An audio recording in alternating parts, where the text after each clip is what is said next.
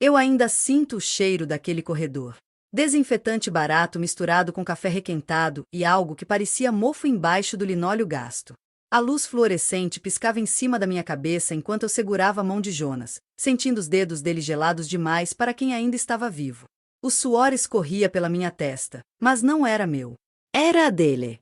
Febre de 40 graus fazia 3 horas, e ninguém tinha nos chamado ainda. A recepcionista nem levantou os olhos quando pedi pela terceira vez. Só apontou para as cadeiras de plástico laranja, aquelas que grudam nas coxas quando você levanta. Jonas gemia baixinho, a cabeça pesada no meu ombro. Ele tinha 47 anos, mas naquele momento parecia ter 70. Trabalhava desde os 12 carregando caixas no mercado central. Suas mãos eram calejadas, rachadas nas juntas, com cicatrizes de facadas acidentais e queimaduras de cigarro que caíam enquanto ele embalava mercadorias às 4 da manhã. Conheci Jonas há 23 anos. Ele estava encostado no portão da casa onde eu trabalhava como diarista, esperando o caminhão que nunca chegava no horário. Me ofereceu metade do pão dele. Só metade, porque era o que tinha. Casamos 6 meses depois numa cerimônia de R$ 20 no cartório da Praça 7, em Belo Horizonte. Minha aliança era de alumínio. A dele, de latão. Nenhum de nós ligou. Agora, naquele corredor do Hospital Municipal da Zona Norte, às 11 da noite de uma terça-feira de março, eu segurava o homem que me deu 2 filhos, 17 endereços diferentes e nenhum arrependimento. E ninguém olhava para ele. O médico apareceu às 11h40. Jaleco branco impecável, cabelo penteado para o lado, relógio que brilhava mais que as luzes do teto. Ele tinha no máximo 35 anos, mas carregava aquela arrogância de quem nunca precisou esperar por nada. Olhou para a prancheta, depois para Jonas, depois para mim. Seus olhos pararam no meu uniforme de limpeza, manchado de água sanitária e poeira. Quanto tempo de sintomas? Ele perguntou, sem me olhar direito. 3 dias. Começou com dor nas costas, depois veio a febre. Hoje de manhã ele não conseguiu levantar da cama. Ele suspirou. Daquele jeito. O tipo de suspiro que diz que você está atrapalhando. Senhora, isso aqui é pronto-socorro. Não é clínica de atenção básica. Vocês deveriam ter ido no posto de saúde primeiro. A gente foi. Eles mandaram vir para cá. Disseram que podia ser infecção grave. Ele nem respondeu. Só olhou de novo para a prancheta e escreveu algo que eu não conseguia ler de onde estava. Vou pedir uns exames. Voltem daqui a 3 horas. 3 horas. Minha voz saiu mais alta do que eu queria. Doutor, ele tá queimando. Não consegue nem abrir os olhos direito. Ele finalmente me olhou. Não com compaixão. Com irritação. Senhora, tem 50 pessoas esperando aqui. Não sou eu quem faz as regras do SUS. Se quisessem atendimento rápido, deveriam ter plano de saúde. Jonas gemeu de novo ao meu lado. Eu apertei a mão dele, sentindo a pele quente demais, pegajosa de suor. O médico já estava se virando. Doctor! Minha voz saiu firme dessa vez. Ele não tá conseguindo respirar direito. Ele parou. Virou só o rosto, não o corpo. Não tá conseguindo ou tá difícil? Tá rindo. Outro suspiro. Tá bem. Vou ver o que posso fazer. Mas o tom dele deixava claro. Ele não ia fazer nada além do mínimo necessário para eu parar de incomodá-lo. Foi embora sem olhar para trás. Eu fiquei ali, sentada naquela cadeira laranja, segurando a mão do meu marido e sentindo algo queimar no meu peito. Não era só raiva. Era consciência nítida, cristalina, de que para aquele homem, Jonas não importava. Para ele, meu marido era só mais um corpo cansado, mais um pobre que não sabia a diferença entre urgência e emergência. 3 horas e 15 minutos depois, nos chamaram para a sala de exames. Jonas mal conseguia andar. Eu o arrastei pelo corredor, sentindo o peso dele inteiro no meu ombro. A técnica de enfermagem foi gentil, pelo menos. Fez as perguntas direito, anotou tudo, pediu desculpas pela demora. Os exames demoraram mais 40 minutos. Quando voltamos para o corredor, o médico não estava mais lá. Tinha ido embora. Outro médico assumiu o plantão, uma mulher de uns 50 anos com olheiras profundas e mãos trêmulas de cansaço. Ela olhou os resultados, franziu a testa e pediu para repetir um dos exames. O nível de infecção está muito alto, ela disse, dessa vez olhando para mim de verdade. Vou interná-lo. Precisa de antibiótico na veia. Internaram Jonas às 4 da manhã. Eu fiquei no corredor porque não deixavam acompanhante naquele horário. Sentei no chão, encostei a cabeça na parede fria e fechei os olhos. Não chorei. Não tinha energia para isso. Foi nesse momento que meu celular vibrou. Era uma mensagem de um número que eu não tinha salvo, mas que reconheci na hora. Doutor Henrique Albuquerque. Advogado. O homem que tinha me procurado 3 semanas atrás com uma história impossível. Consegue as certidos. Preciso que você venha ao escritório amanhã às 9 horas. É urgente. Eu olhei para a mensagem por um tempo longo. Depois olhei para a porta do setor onde Jonas estava internado. Depois para minhas mãos, ainda sujas de limpeza e suor. 3 semanas atrás, eu estava esfregando o chão do 4º andar de um prédio comercial na Savassi quando um homem de terno me abordou. Ele disse meu nome completo. Maria Helena da Silva Carvalho. Disse que tinha me procurado por meses. Que tinha uma notícia importante. Eu quase mandei ele embora. Tinha ouvido falar de golpes assim, gente que fingia ser advogado para roubar documentos. Mas ele insistiu. Mostrou uma certidão de nascimento velha, amarelada nas bordas. O nome da minha mãe estava lá. Joana Antônia da Silva. E embaixo, o nome do pai que eu nunca conheci. Roberto Almeida Carvalho. Eu sempre soube que meu pai tinha me abandonado antes de eu nascer. Minha mãe nunca falou muito sobre ele, só que ele era de uma família rica do centro, que tinha se recusado a me reconhecer. Ela morreu quando eu tinha 17 anos, levando quase todos os detalhes com ela. O advogado me explicou que Roberto Carvalho tinha morrido 6 meses atrás. E que, pouco antes de morrer, ele tinha atualizado seu testamento. Tinha deixado uma parte da herança para mim. Uma parte significativa. Eu não acreditei. Ainda não acreditava completamente. Mas ali, naquele corredor de hospital às 4h30 da manhã, com meu marido internado porque um médico arrogante tinha nos feito esperar horas desnecessárias, eu olhei para aquela mensagem e senti algo mudar. Respondi: estarei lá. Não foi por mim. Foi por Jonas. Foi por todas as vezes que a gente teve que escolher entre comprar remédio ou comida. Foi por todas as humilhações pequenas e grandes que a gente engoliu porque não tinha escolha. Se aquela herança era real, se aquele homem que nunca quis saber de mim tinha finalmente feito alguma coisa certa, então eu ia usar cada centavo dela para garantir que Jonas nunca mais fosse tratado como se não importasse. O sol estava nascendo quando me deixaram ver Jonas. Ele dormia, conectado a 3 tipos diferentes de soro. A enfermeira disse que ele ia ficar bem, que o antibiótico já estava fazendo efeito. Eu segurei a mão dele de novo, agora mais quente, mais viva. A gente vai sair dessa, sussurrei. E as coisas vão mudar. Eu prometo. Não sabia ainda como ia cumprir essa promessa.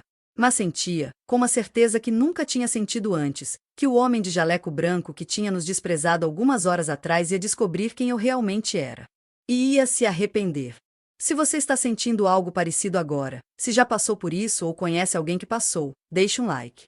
Histórias assim precisam ser contadas. E acredite, o final vai valer cada segundo.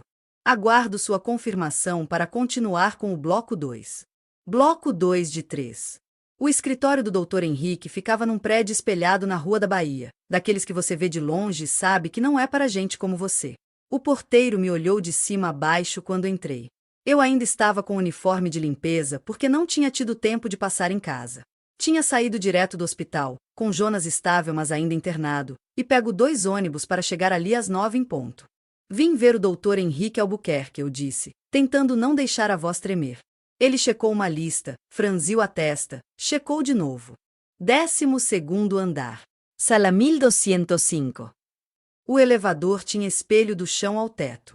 Eu me vi refletida de todos os ângulos e quase desci antes das portas fecharem.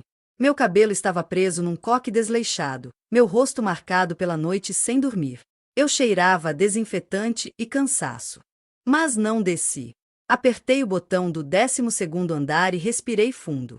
A recepção do escritório era toda em mármore branco e madeira escura. Tinha uma moça loira atrás do balcão, maquiagem perfeita, sorriso profissional. Maria Helena? Ela perguntou, e algo no tom dela me surpreendeu. Não era condescendente. Era quase respeitoso. Sou eu. O doutor Henrique está esperando. Por favor, me acompanhe. Ela me levou por um corredor com quadros abstratos caros nas paredes até uma sala enorme com vista para a cidade. Doutor Henrique se levantou assim que entrei. Ele tinha uns 60 anos, cabelos grisalhos bem cortados, óculos de armação fina. Não era como eu imaginava um advogado de herdeiros. Tinha algo gentil nos olhos dele. Maria Helena, obrigado por vir. Sei que deve estar sendo difícil com seu marido internado. Como ele está? Aquilo me pegou desprevenida. Ele sabia do Jonas. Melhor. Os médicos disseram que em 2, 3 dias ele tem alta. Ótimo! Ótimo! Ele gesticulou para uma cadeira de couro confortável. Por favor, sente-se. Temos muito a conversar. Eu me sentei na beirada da cadeira, as mãos no colo, tentando não tocar em nada. Doutor Henrique abriu uma pasta grossa em cima da mesa. Vi documentos, certidões, fotos antigas em preto e branco. Vou ser direto porque sei que seu tempo é precioso. Roberto Carvalho, seu pai biológico, faleceu em setembro do ano passado. Ele tinha 74 anos. Construiu um império no ramo de construção civil aqui em Minas. 4 empresas, diversas propriedades, investimentos significativos. Eu só conseguia olhar para ele, muda. Ele teve 3 casamentos. 5 filhos reconhecidos. E você? Ele nunca quis saber de mim, eu disse, e minha voz saiu mais amarga do que eu pretendia. Minha mãe morreu esperando que ele assumisse. Que colocasse meu nome na certidão. Nunca aconteceu. Doutor Henrique assentiu devagar. Eu sei. E foi exatamente por isso que ele me procurou 6 meses antes de morrer. Ele estava com câncer em estágio terminal. Tinha poucos meses de vida. E me disse que a única coisa que realmente o assombrava era você. Senti algo se apertar na garganta. Ele me contratou para encontrá-la. Me deu tudo o que sabia, o nome da sua mãe, a data aproximada do seu nascimento, o bairro onde vocês moravam. Não foi fácil. Você mudou de nome quando casou, se mudou várias vezes. Mas consegui. Ele empurrou um documento na minha direção. Reconhecimento de paternidade post-mortem. Meu nome estava lá, completo, com data de nascimento e tudo. Ele assinou isso 2 semanas antes de morrer. Está registrado, autenticado, válido juridicamente. Maria Helena, você é oficialmente filha de Roberto Almeida Carvalho. Eu peguei o papel com as mãos tremendo. As palavras dançavam na minha frente. Aquilo que minha mãe tinha implorado a vida toda. Aquilo que ela tinha morrido sem conseguir. Estava ali, na minha mão, impresso em papel timbrado. E a herança? Minha voz saiu num sussurro. O patrimônio total é de aproximadamente 42 milhões de reais. Ele dividiu em partes iguais entre os 6 filhos. Isso te dá direito a cerca de 7 milhões. O mundo girou. Eu tinha certeza que tinha ouvido errado. 7 milhões. Sim, já descontados impostos e taxas do inventário. Eu não conseguia respirar direito. 7 milhões de reais. Eu, que nunca tinha tido mais de 300 reais na conta ao mesmo tempo. Eu, que tinha acabado de passar a noite num corredor de hospital porque meu marido não tinha plano de saúde. Tem um porém, doutor Henrique disse, e seu tom ficou mais sério. Os outros herdeiros não estão felizes. Especialmente Marcelo Carvalho, o filho mais velho. Ele está contestando o testamento. Alegando que o pai estava senil quando alterou, que você é uma oportunista que apareceu no último minuto. A raiva voltou, quente e familiar. Eu nem sabia que ele estava vivo até você me procurar. Eu sei. E temos como provar isso. Mas vai ser uma batalha. Marcelo tem recursos, tem advogados caros, tem influência. Ele vai tentar te desgastar, te fazer desistir. Eu não vou desistir. Doutor Henrique sorriu pela primeira vez. Ótimo! Porque eu também não. Ele puxou mais documentos da pasta. Extratos bancários, escrituras de imóveis, contratos empresariais. Vou precisar da sua autorização para algumas coisas. Primeiro, vamos requerer o levantamento de parte da herança para necessidades emergenciais. Com seu marido doente, você tem base legal para isso. Segundo, vamos reunir todas as provas de negligência do seu pai em relação a você. Quanto mais documentarmos o abandono, mais forte fica nosso caso. Passei as próximas 2 horas respondendo perguntas, assinando papéis, revirando memórias que eu tinha tentado enterrar. Doutor Henrique anotava tudo com uma precisão meticulosa. Cada vez que minha mãe tinha tentado contato. Cada carta que ela tinha enviado e que voltou sem resposta. O processo de alimentos que ela tentou mover em 1987 e que foi negado por falta de provas. Isso é ouro, ele disse, batendo de leve na pilha de anotações. Abandono afetivo e material por 48 anos. Nenhum juiz vai olhar para isso e dar razão aos outros herdeiros. Quando saí do escritório, já era meio-dia. O sol estava forte, a cidade barulhenta e viva. Eu me senti diferente. Não exatamente feliz, mas poderosa. Pela primeira vez na vida, eu tinha algo que ninguém podia tirar de mim com um olhar de desdém ou um suspiro impaciente. Eu tinha direitos. Fui direto para o hospital. Jonas estava acordado, sentado na cama, comendo gelatina de morango. Ele sorriu quando me viu. Se você já enfrentou alguém que te subestimou, deixe seu like. A melhor parte ainda está por vir e você não vai querer perder. Aguardo sua confirmação para continuar com o bloco 3 final. Bloco 3 de 3. O processo começou 3 semanas depois. Os advogados dos outros herdeiros entraram com liminar para bloquear o acesso à herança até decisão judicial. Meu nome apareceu nos jornais, nas redes sociais, em grupos de WhatsApp de bairros onde nunca morei. Marcelo Carvalho contratou uma equipe de comunicação. Me chamavam de filha perdida, intrusa, a mulher do Job. Eu não sabia o que era Job até ver alguém me explicando no Instagram. Era o apelido que eles usavam para o serviço sujo de buscar dinheiro fácil. Jonas ainda estava fraco, mas já em casa. Nossos filhos tentavam proteger a gente do que lia online. Mas eu tinha algo que nunca tive antes: provas. Documentos, extratos, certidões, fotos de cartas devolvidas de 1987.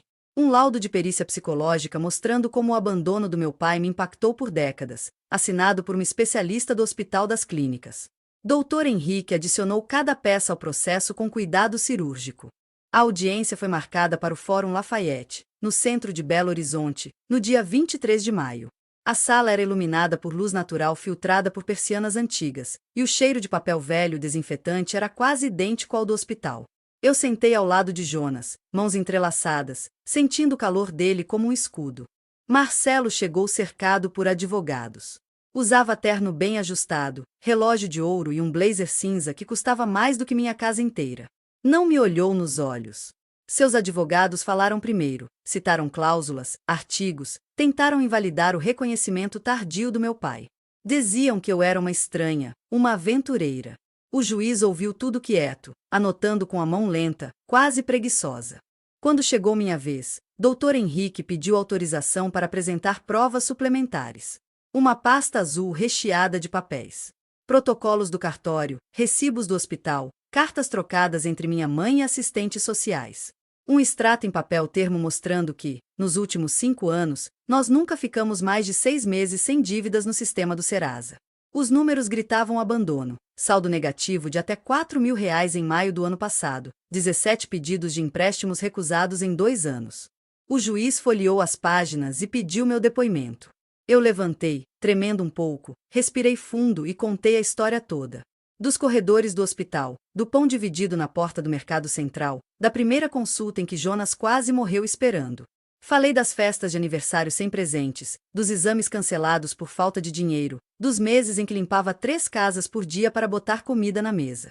Olhei para cada advogado que me desprezava e não abaixei os olhos quando Marcelo ironizou minha história.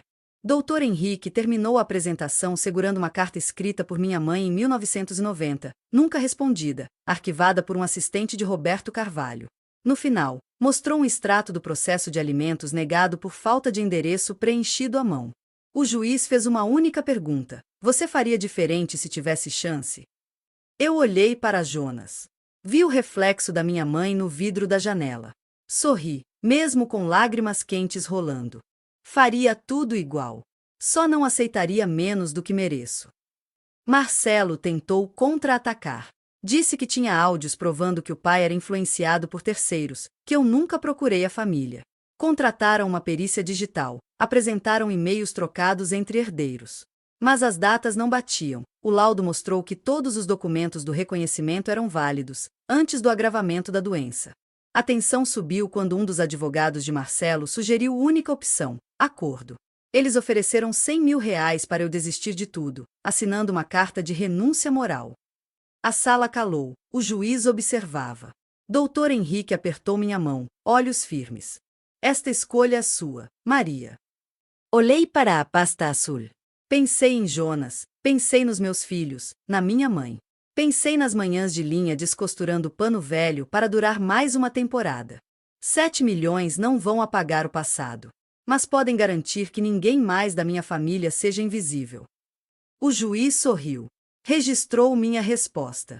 O tribunal reconhece o direito da parte autora, Maria Helena da Silva Carvalho, conforme testamento válido e comprovado.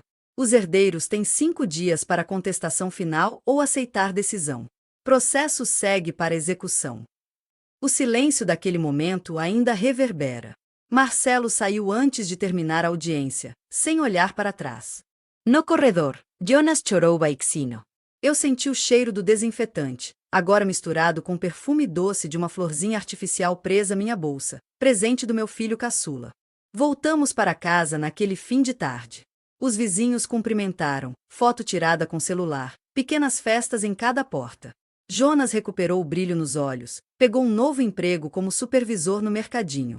Nossos filhos voltaram a sorrir à mesa, falando de planos para a faculdade, viagens, até aquela coisa de morar fora que sempre parece impossível. Na primeira manhã depois da decisão, fiz café forte e pão com manteiga, como minha mãe fazia em tempos difíceis. O cheiro espalhou pela casa inteira, esquentando até os cômodos escuros. Sentei com Jonas na varanda e, pela primeira vez, contei todos os sonhos que guardei por medo ou falta. A luz dourada tocou meu rosto e eu fechei os olhos, sentindo aquela paz de quem sobreviveu ao impossível. É curioso como uma rotina simples pode valer tanto depois da tempestade. Conversas de vizinho, cheiro de café, risos de criança quebram qualquer silêncio frio de hospital ou tribunal. Sempre que alguém pergunta, digo que aprendi: justiça não é dinheiro. É dignidade. É poder olhar para trás, respirar fundo e saber que cada humilhação virou ponte para um futuro melhor. Se você tem uma história parecida, compartilhe nos comentários. Vamos construir juntos um espaço de coragem, onde ninguém mais seja invisível, e cada cheiro, cada gesto, cada memória, seja prova viva do que já superamos. Deixe seu like se essa história tocou você. Seu apoio faz diferença, e aqui, toda vitória é coletiva. Fim. Eu ainda assim